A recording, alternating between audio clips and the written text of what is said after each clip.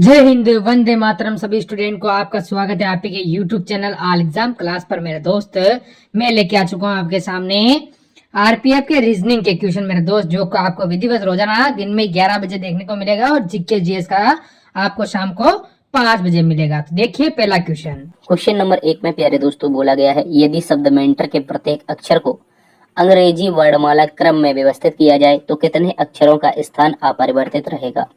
यानी आप लोगों के पास एक शब्द है जिसका नाम है मेंटर, इसको अंग्रेजी वर्णमाला के क्रम में व्यवस्थित करना है। यानी प्यारे दोस्तों हमें इसको व्यवस्थित किस में करना है, अंग्रेजी वर्णमाला के क्रम में। तो गौर से देखते हैं। सबसे पहले अगर इसमें देखा जाए तो आएगा क्या, तो आप बोलोगे सर सबसे पहले ई आएगा, उसके बाद में एम आएगा, उसके बाद में एन आएगा, इसके बाद में क्या आएगा, ओ आएगा, उसके बाद में टी आएगा, उसके बाद में क्या आएगा, ओ के बाद में आएगा आर, और उसके बाद में आएगा टी। तो अगर आप इसे देखें, इसको हमने अंग्रेजी वर्णमाला के क्रम में व्यवस्थित कर दिया। तो ऐसे कितने लेटर रहे जिनका स्थान अपरिवर्तित रहा, यानी नहीं बदला है। तो प्यारे दोस्तों वो एकमात्र ऐसा लेटर एन है। क्या है, देखो गौर से समझो। एम ई से बदला, ई एम से बदला, लेकिन एन किसी से नहीं बदला। एन का स्थान एज इट इज है। तो हम कह सकते हैं जो एन है इसका स्थान किसी से नहीं बदला है। टी बदल गया, ओ बदल गया, आर बदल गया। तो कितने ऐसे लेटर थे जिनका स्थान अपरिवर्तित रहा, यानी नहीं बदला है, वो एक है। क्या है, एक लेटर है, उसका नाम क्या है, उसका नाम एन है। प्रश्न नंबर 2 पर आते हैं। प्रश्न नंबर 2 भी एक बहुत ही प्यारा सा क्वेश्चन है जो कि कैलेंडर से आपसे पूछा गया है। बोला गया है यदि 17 अगस्त 2003 को रविवार था, तो सबसे पहले हम लिखेंगे, क्या बोला है, 17। इसके बाद में प्यारे दोस्तों गौर से देखिए, क्या है, अगस्त। 17 अगस्त है, तो इसको हम शॉर्ट में इस तरह से लिख लेते हैं, 17 अगस्त। सन कौन सी है, 2003 है। अच्छे से समझना है प्यारे दोस्तों। दिन कौन सा दिया है, रविवार। ये रविवार है। आपसे पूछा गया है 12 सितंबर। क्या पूछा है प्यारे दोस्तों, 12 सितंबर। तो हम यहाँ पे 12 सितंबर लिख देंगे। ठीक है, 12 सितंबर। सन कौन सी है, सन 2014। सर सन 2014 का कौन सा दिन होगा, ये पूछा गया है। तो अब गौर से देखिए प्यारे दोस्तों, अगर आप इसको देखें, अगस्त से सितंबर तक जाने के लिए कितने दिन एक्स्ट्रा होंगे। तो आप कहोगे अगस्त में दिन होते हैं कितने, सर अगस्त में दिन होते हैं 31। 17 खत्म हो गए तो कितने बचे, तो सीधा हम लिख देते हैं 14 दिन बाकी रह गए अगस्त के। उसके बाद सितंबर में कहाँ तक जाना है, 12 तक। तो टोटल ये एक्स्ट्रा दिन हमारे पास इतने हैं। इसके बाद अगर सालों को देखा जाए तो कितनी हो रही हैं, 3 में अगर देखते हैं हम 14 तक जाने के लिए, 2003 से 2014 तक कितनी सालें होंगी, आप कहोगे सर 11 साल हो गए। इसके बाद इनके बीच आने वाले लीप वर्ष, जैसे 2004 एक लीप वर्ष है, 2008 एक लीप वर्ष है, और 2012 एक लीप वर्ष है। तो ये 3 लीप वर्ष वाले दिन भी हम इसमें ऐड करेंगे। ठीक है, इस प्रकार से इन सभी में जोड़ करके 7 से भाग लगा देंगे। अब देखिए 14 12 जोड़ेंगे 26, और 26 में 11 जोड़ोगे, ये 11 तो हो जाएगा 37। 37 में 3 जोड़ोगे तो 40। अब सीधा आप 40 में जोड़ करके यहाँ पे लिख दीजिए। 40 में सर हम जोड़ करके भाग लगा देंगे 7 से, तो रिमाइंडर कितना आएगा, 7 5 35, शेष बचा है 5। इस 5 को हमें दोस्तों इस रविवार में जोड़ना है। इस रविवार में आपको 5 को जोड़ना है। आप जोड़ दीजिए रविवार के बाद सोम मंगल बुध गुरु शुक्र। तो आप कह सकते हो इसमें जो दिन आएगा वो आपका शुक्रवार आएगा। क्या आएगा प्यारे दोस्तों, शुक्रवार आएगा। इस बात को याद रखेंगे। दिया गया है ऑप्शन नंबर 4 में। तो ऑप्शन नंबर 4 मेरे प्यारे दोस्तों इस प्रश्न का एकदम सही उत्तर है। देखो किया क्या है हमने, अगस्त और सितंबर टोटल कितने रिमाइंडर बच रहे हैं, कितने दिन एक्स्ट्रा हो रहे हैं। तो कहोगे अगस्त से सितंबर तक जाने के लिए हमारे पास 26 दिन एक्स्ट्रा हुए। 14 यहाँ पर, 12 वहां पे, 26 12 14 और 12 26 हुए। इसके बाद सालों में अंतर देखा 11 का था। उसके बीच में 3 लीप वर्ष आए थे, सभी को जोड़ा, 7 से भाग लगाया, जो भी रिमाइंडर बचा उसको हमने रविवार में जोड़ा। इस प्रकार से हमारा आंसर शुक्रवार आया। चलिए अगले प्रश्न में आ जाइए। अगला प्रश्न बहुत ही प्यारा सा क्वेश्चन है, आपके सामने है। बोला गया है प्यारे दोस्तों, विकल्पों में से दी गई उस आकृति को पहचानिए जो प्रश्न चिन्ह के स्थान पर रखने पर श्रृंखला तार्किक रूप से पूरी हो जाएगी। यानी अगली आकृति ज्ञात करनी है। अब देखिए गौर से समझते हैं। सबसे पहले में देखा जाए तो कितने कट लगे हुए हैं, आप कहोगे 3 कट लगे हुए हैं। सर कितने, 3। देखो ऊपर 3 त्रिभुज बने हुए हैं। इसके बाद अगर यहाँ पे देखा जाए तो सर 6 त्रिभुज बने हुए हैं। कितने हैं, देखो 3 यहाँ पे और ये 3 यहाँ पे। ठीक है, तो 6 हो गए। अब 6 यहाँ पे है तो अगली बार में आप देखोगे तो 9 मिलेंगे। कितने मिलेंगे, 9। कैसे, 3 ये 6 और 3 ये। ठीक है, 3 ये वाले ये नीचे तक, तो 9 हो गए। तो अगली बार में जब हम जा रहे हैं तो हमें 12 कट मिलेंगे, ये त्रिभुज वाले 12 कट हैं।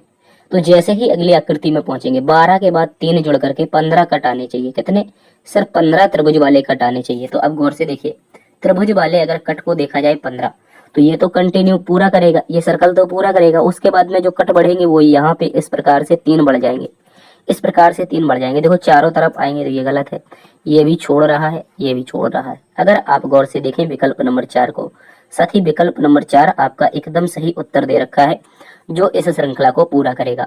15 त्रिभुज वाले कट आएंगे अगली आकृति में, इस बात को याद रखना है। पहली आकृति में 3 त्रिभुज कट थे, दूसरे में 6, फिर 9, फिर 12, फिर 15। ठीक है, इस प्रकार से हर क्रम में बढ़ते हुए 3 बढ़ रहे थे। अगले प्रश्न में आ जाते हैं। अगला प्रश्न कथन और निष्कर्ष से है, एक बहुत ही प्यारा सा क्वेश्चन है प्यारे दोस्तों। प्रश्न में आप लोगों से बोला गया है कोई कलम पैमाना नहीं है, यानी कोई भी कलम का पार्ट, अगर आप गौर से देखें तो हम अगर यहाँ पे इतना सा पार्ट K4 कलम का बना दे, किसका? कलम का, तो ये हमारे पास K4 कलम है। ठीक है, एक मिनट, इसको थोड़ा सा इधर बनाते हैं। कोई भी कलम पैमाना नहीं है, तो हम यहाँ पे K4 कलम बनाएंगे। इसका संबंध किससे नहीं है? तो याद रख लेंगे, इसका संबंध कोई भी किससे नहीं है, इसका संबंध P4 पैमाना से नहीं है। आगे देखते हैं। आगे प्यारे दोस्तों बोला है सभी पैमाने रबड़ हैं, मतलब पैमाने का जितना पार्ट है वो सारा का सारा क्या है सर? रबड़ है। पैमाने का सारा पार्ट क्या है? रबड़ है। अच्छे से समझना है। तो हम यहाँ पे पैमाने का सारा पार्ट R4 रबड़ बना देते हैं। अब इसके बाद अगर आप देखोगे तो एक और कथन दिया है, बोला है सभी कलमें कैलकुलेटर हैं। तो जितने भी हमारे पास कलम हैं, जितने भी कलम हैं, ये सारे के सारे प्यारे दोस्तों अच्छे से समझेंगे, ये सारे के सारे जो कलम हैं ये क्या है? ये आपके पास C4 कैलकुलेटर हैं। ठीक है, इस तरह से समझते हैं। अब देखो, अब हम पहुंचते हैं निष्कर्ष पे। कौन सा निष्कर्ष इसके अनुसार बना पाते हैं? पहला, कुछ रबड़ कैलकुलेटर हैं। क्या R4 रबड़ का C4 कैलकुलेटर से कोई संबंध है? आप कहोगे दूर दूर तक नहीं दिख रहा, और हो भी सकता है, हो अथवा ना हो। सर हमें तो केवल और केवल संबंध कथन में दिया गया था कलम का कैलकुलेटर से और पैमाने का रबड़ से, लेकिन कैलकुलेटर रबड़ का कोई संबंध नहीं था, तो ये गलत हो गया। कोई कलम रबड़ नहीं है, तो ये देखो प्यारे दोस्तों बोला है कोई K4 कलम रबड़ नहीं है। अब आप बोलोगे सर एक कहावत थी कथन में, क्या थी? कि कोई कलम पैमाना नहीं है। भाई यहाँ पर तो कलम को पैमाने से रोका था, अब वो कह रहे हैं कोई कलम रबड़ नहीं है, तो इसका मतलब रबड़ से तो उसने कथन में रोका नहीं था। अगर कथन में नहीं रोका था उसने, अगर उसने कथन में नहीं रोका था कि कलम और रबड़ का संबंध है नहीं, हमें तो केवल और केवल रोका था कलम पैमाने के बारे में, तो आप कहोगे हाँ, तो कलम रबड़ के बारे में नहीं रोका था, तो यहाँ पे हम निष्कर्ष नहीं निकाल सकते, वो तो नेगेटिव निष्कर्ष आ रहा है ना, उसने कलम रबड़ के बारे में तो बात ही नहीं की। ठीक है, अब देखो कह रहा कोई पैमाना कैलकुलेटर नहीं है, P4 पैमाना C4 कैलकुलेटर बनेगा। आप कहोगे सर इतना तो हमें पता है कि जो इतने इतने से ये K4 कलम है, इतने तो पैमाने कैलकुलेटर नहीं है, लेकिन शेष बचे हुए कैलकुलेटर के बारे में हम पैमानों से बात नहीं कर सकते।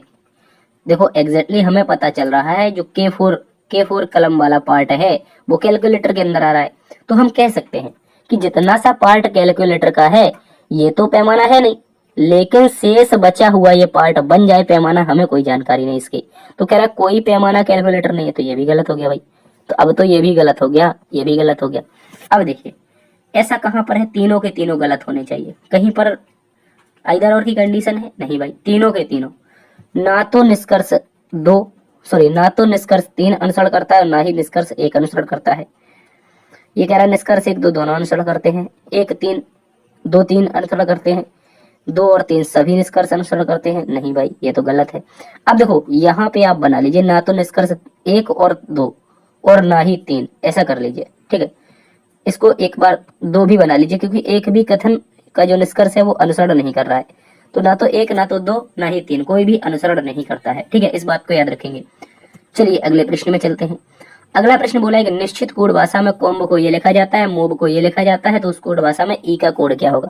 तो सामने लिखा हुआ है COMB, ये रहा कोम्ब।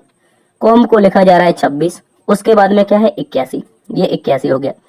प्यारे दोस्तों अगर देखते हैं तो मूव MO, उसके बाद में B, इसके बाद में E। ठीक है, मूव रहा ये, तो इसको जो लिखा गया है वो क्या लिखा है भैया 81, इसके बाद में 63, ये रहा। तो अगर आप गौर से देखें प्यारे दोस्तों, जो जिसके सामने कोडिंग है वो उसी की कोडिंग है, गौर से समझना है। कैसे?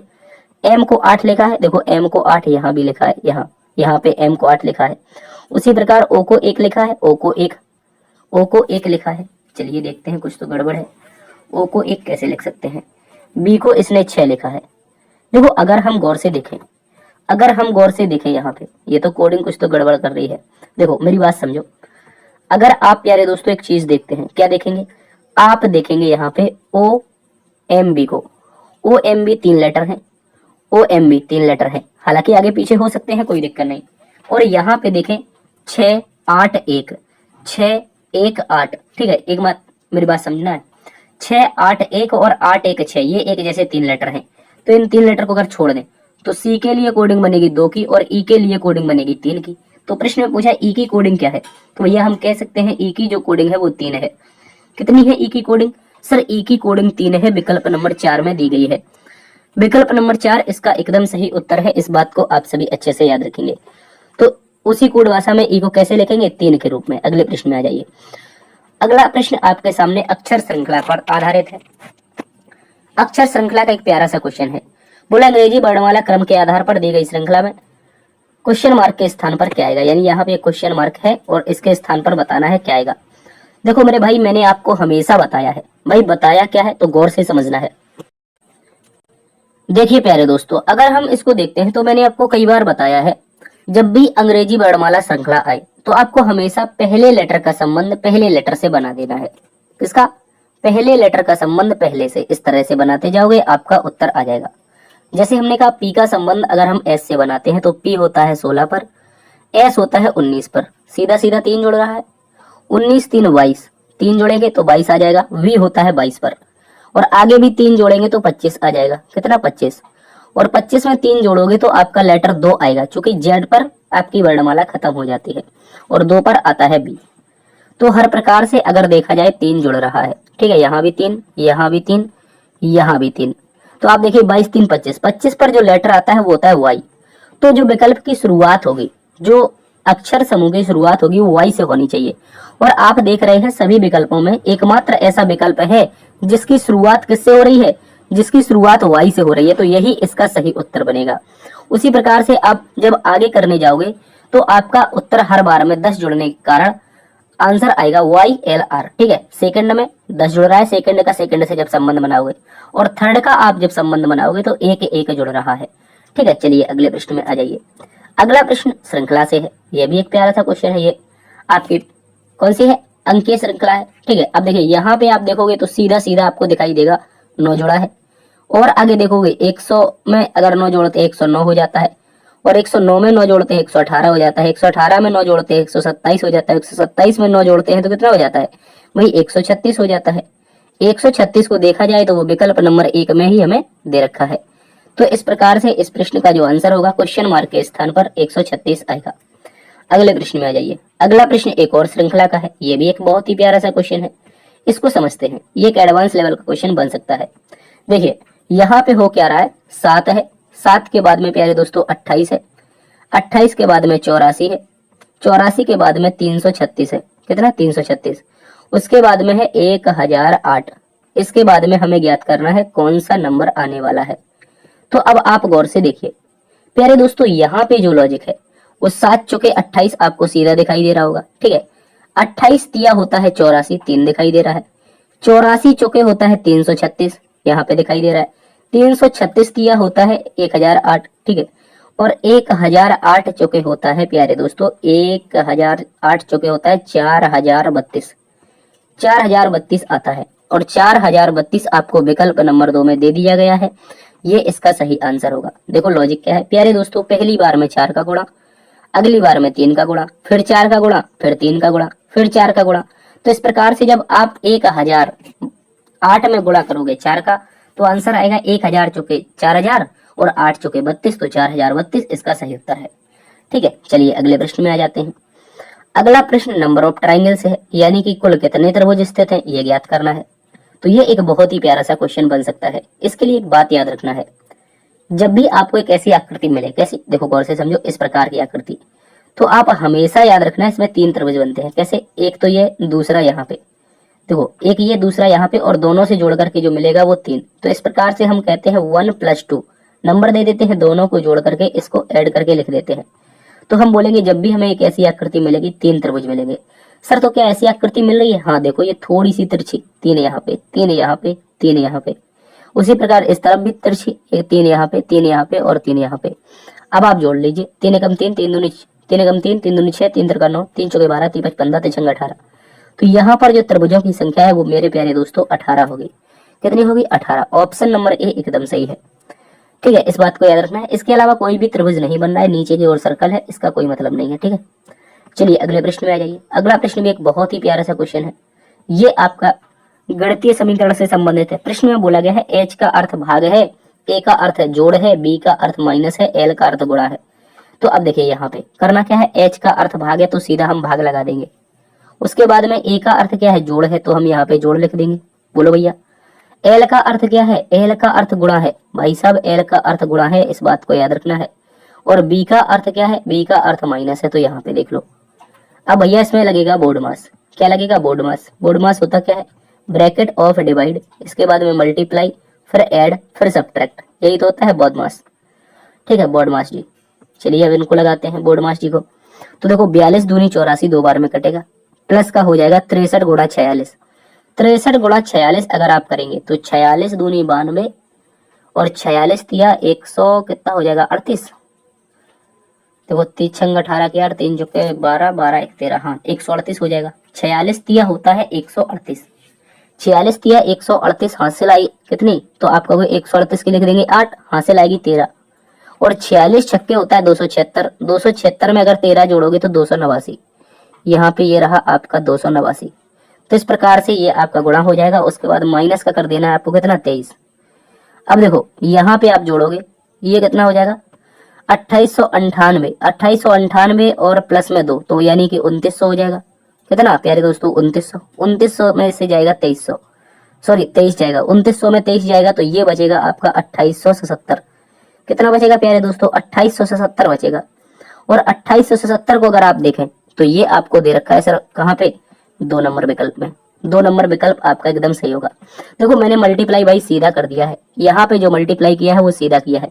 चूंकि 46 तिया 138 होता है, 13 जमा की हासिल आएंगी। 46 छक्के 276 होता है, जो देखो 3 का 2 गुना है तो 138 का भी 2 गुना कर देंगे हम, 276। 276 में तो 13 जोड़ोगे 289 आ जाएगा।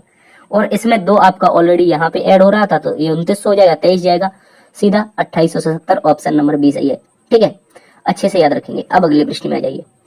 अगला प्रश्न भी एक बहुत ही प्यारा सा क्वेश्चन है और ये आपका प्रश्न पूछा जाता है बहुत ज्यादा एग्जाम में। प्रश्न में सीधी दर्पण छवि पूछी गई है। MN पर यदि दर्पण को रखा गया है तो संयोजन का सही प्रतिबिंब क्या होगा? तो गौर से देखो, जो दर्पण के नजदीक है वो हमेशा नजदीक प्रतिबिंब बनता है। तो ये जो ई आया है, ये जो प्यारे दोस्तों आपके सामने ई आया है वो इस प्रकार से कुछ दिखना चाहिए। बोलो ये ई कैसा दिखना चाहिए? इसी प्रकार का दिखना चाहिए। तो यहाँ पे एच क्यों दिख रहा है? यहाँ पे शुरुआत एच से क्यों हो रही है? तो ये तो गलत हो गया। इसके बाद में जो आर है, जो आर है वो कुछ इस प्रकार से दिखना चाहिए। बोलो कैसा दिखना चाहिए? ऐसा ऐसा ऐसा आर दिखेगा। भैया आर उल्टा दिख रहा है, यहाँ पे आर उल्टा दिख रहा है, गलत कर दो। इसके बाद क्या बचता है? इसके बाद एच आता है जो कि हमारा कुछ इस प्रकार से दिखेगा, इस प्रकार से। ठीक है, इस प्रकार से दिखेगा। अब जब एच ऐसा दिखेगा तो देखो नीचे चौथे नंबर विकल्प में ये ऊपर की ओर पैर कर रहा है, ये एच ऊपर की ओर पैर करेगा, इस कारण ये गलत है। अब आपका जो सही उत्तर है वो कौन सा है? केवल और केवल ऑप्शन नंबर 1। ये जो आकृति है पूर्ण रूप से आपकी इसी प्रकार से बनती हुई आएगी। इस बात को आप सभी अच्छे से याद रखेंगे। ठीक है प्यारे दोस्तों, ये ए बन गया और इसके बाद में डब्ल्यू आपका एज इट इज होगा। ये आकृति आपकी बनी हुई है ऑप्शन नंबर 1 में। अगले प्रश्न में आ जाइए। अगला प्रश्न प्यारे दोस्तों पूछा गया है 12वां नंबर, बोला है उस शब्द युग्म को चुनिए नीचे दिए गए शब्दों युग्म में व्यक्त किए गए समान संबंध को सबसे अच्छा निरूपित करता है। गौरवान्वित अभिमानी। गौरवान्वित का जो संबंध है किससे? अभिमानी से, यानी एक दूसरे के एक जैसे संबंध है। जो गौरवान्वित महसूस करता है वो एक अभिमानी भी महसूस कर सकता है व्यक्ति, हम कह सकते हैं। गर्व और अभिमानी एक ही बात है, लगभग सिमिलर शब्द हैं। भरोसा करना और संदेह करना ये अपोजिट है, नहीं बनेगा। बुद्धिमानी और अज्ञानी अपोजिट शब्द है, नहीं बनेगा। अपमान और प्रशंसा, देखो एक तरफ बदतमीजी हो रही, दूसरी तरफ बड़े हो रही, तो ये भी अपोजिट है, गलत हो जाएगा। लेकिन आपका जो सही उत्तर बनेगा वो बनेगा विकल्प नंबर 4। विकल्प नंबर 4 में दे रखा है प्रामाणिक और वास्तविक। देखो जिस प्रकार गौरवान्वित करना और अभिमान करना ये एक जैसे शब्द है, सिमिलर है, यानी कि पर्यायवाची है, उसी प्रकार से प्रामाणिक और वास्तविक।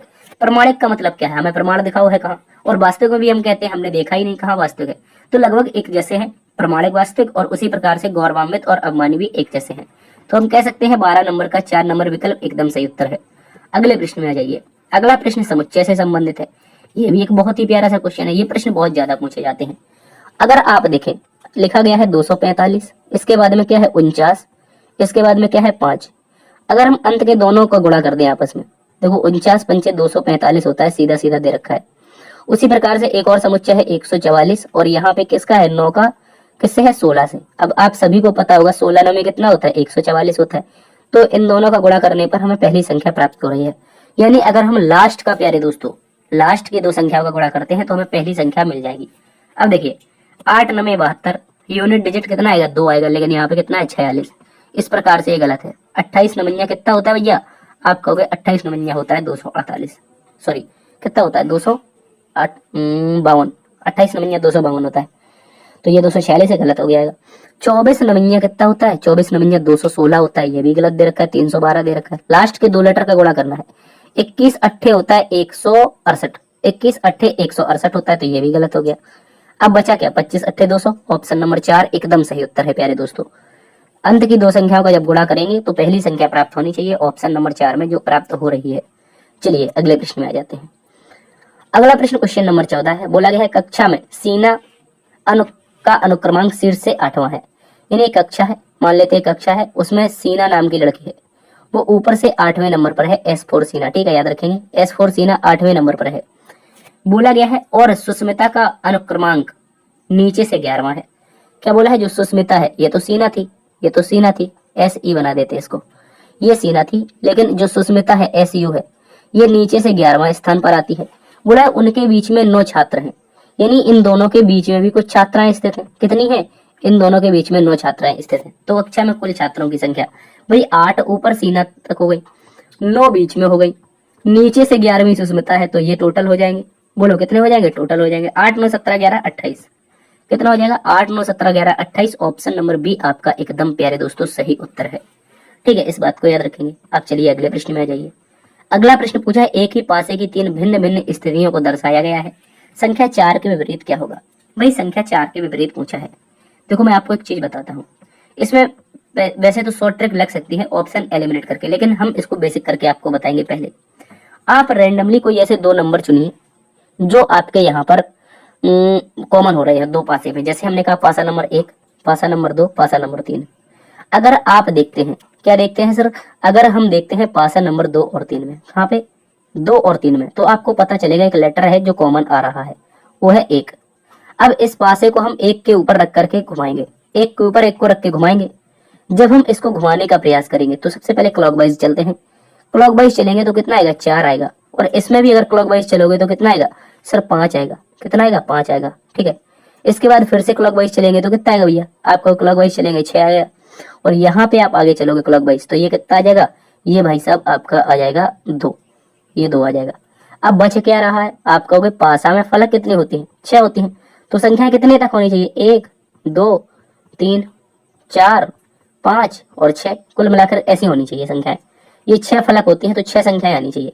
तो आप कहोगे कौन कौन आ चुका है, 1 आ गया सर, 1 आ गया, उसके बाद कौन 2 आ गया, 2 आ गया, 3 आया नहीं आया, 4 आया, 5 आया, 6 आया। तो आप कहोगे जो छोटा है उसको 1 के अपोजिट रख दीजिए। क्या छोटा है सर 3 छोटा है, तो 1 का अपोजिट 3 हो जाएगा। उसने पूछा 4 के अपोजिट क्या होगा, भैया 4 के अपोजिट पूछा है तो 4 के अपोजिट 5 आएगा। क्या आएगा 5 आएगा, 4 के अपोजिट 5 आएगा, ऑप्शन नंबर 4 में दिया गया है। ये इसका एकदम सही उत्तर है। ठीक है प्यारे दोस्तों, अगले प्रश्न में आ जाइए। अगला प्रश्न क्वेश्चन नंबर 16 है। बोला दी गई श्रेणियों के बीच में सर्वश्रेष्ठ संबंध को दर्शाने वाले वैन आरेख को चुनिए। देखिए गौर से समझना है, विद्यार्थी है, शिक्षक है और विद्यालय है। अगर मैं बात करता हूँ ऑप्शन नंबर 1 की, विद्यार्थी की, तो विद्यार्थी क्या शिक्षक हो सकते हैं दूसरे में, आप कहोगे नहीं, विद्यार्थी जो होते हैं वो अलग होते हैं, शिक्षक अलग होते हैं। क्या सर विद्यार्थी और शिक्षक विद्यालय हो सकते हैं, आप कहोगे नहीं हो सकते हैं। तो विद्यार्थी शिक्षक विद्यालय नहीं हो सकते तो अलग अलग हो जाएंगे। तो एक स्टूडेंट के लिए, एक टीचर के लिए, एक किसके लिए, एक आपका हो जाएगा स्कूल के लिए। ठीक है, स्कूल के लिए, यानी कि हम कह सकते हैं कॉलेज के लिए। लेकिन प्यारे दोस्तों एक बात समझनी है, आप मेरी बात समझो, अगर हम तीनों को अलग बना दें तो आप कहोगे कोई संबंध नहीं है, बिल्कुल सही है सर।